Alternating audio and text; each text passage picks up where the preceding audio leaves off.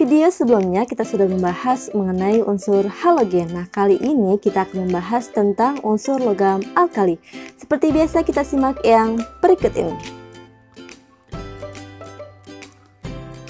Adapun kompetisi dasar pada materi kali ini yakni 3.7, di mana menganalisis kelimpahan, kecenderungan sifat fisika dan kimia, manfaat, dampak, dan proses pembuatan unsur-unsur golongan utama, terutama pada unsur logam alkali.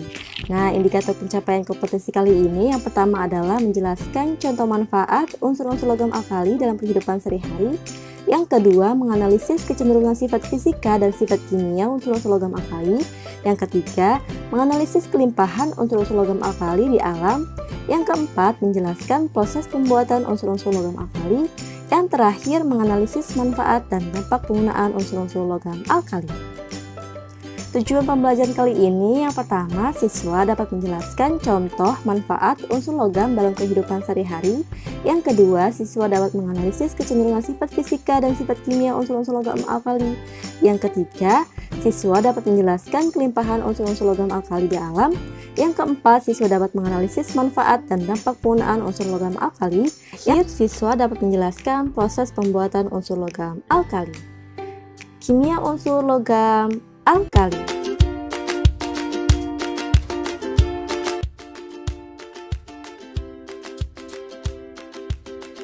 Apakah sobat pernah melihat lampu kabut? Ya, lampu yang biasa kita lihat di pinggir jalan menggunakan lampu kabut. Nah, lebih familiarnya lampu ini disebut lampu penerangan jalan umum atau PJU.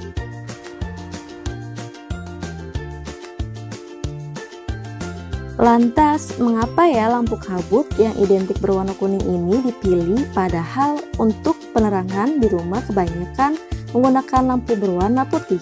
Apakah ada alasan dibalik pemilihan lampu kabut ini? Ternyata lampu kabut ini memiliki kelebihan, diantaranya yang pertama adalah memiliki efisiensi yang tinggi atau hemat energi. Yang kedua, cenderung lebih tahan lama. Yang ketiga adalah mudah dalam pengontrolan cahayanya. Nah, selain itu nih sob, ternyata lampu ini adalah lampu natrium. Itulah sob salah satu unsur dari logam alkali.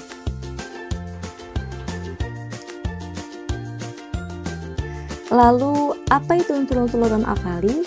Unsur logam alkali adalah unsur-unsur yang ada dalam golongan utama yang terletak pada golongan 1A pada sistem periodik unsur. Nah, asal kata alkali berasal dari bahasa Arab alkoli, artinya abu, karena unsur ini bersifat basa di mana pH-nya lebih dari 7. Nah, unsur-unsur ini terdiri dari unsur litium, natrium, kalium, rubidium, cesium, dan fransium kecuali hidrogen. Selanjutnya, mari kita bahas sifat fisika dan sifat kimia unsur logam alkali.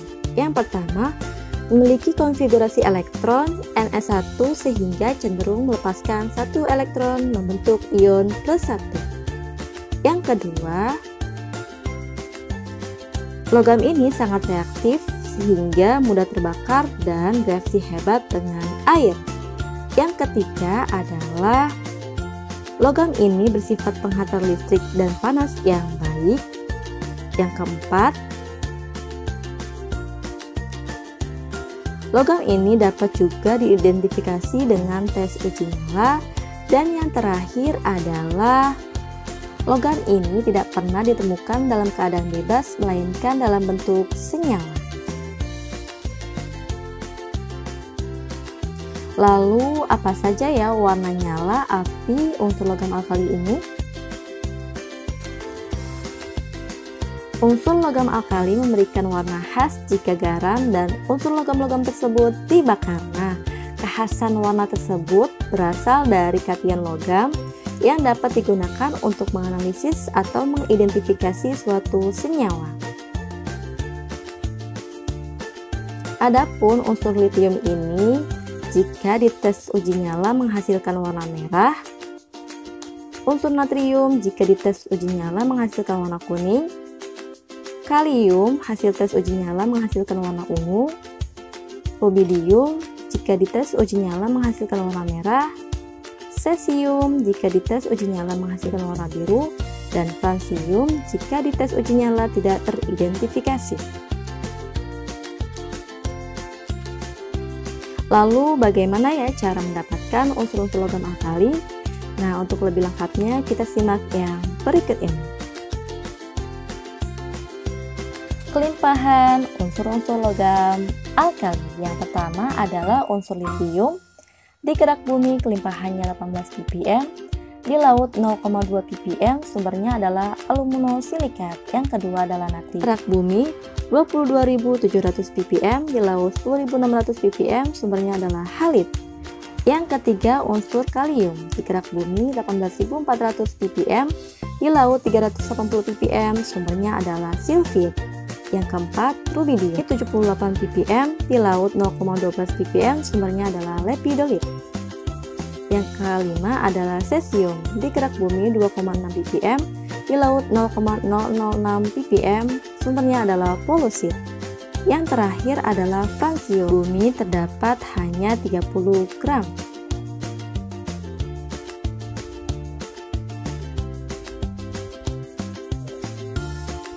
Untuk lebih lengkap lagi, yuk kita intip video selanjutnya.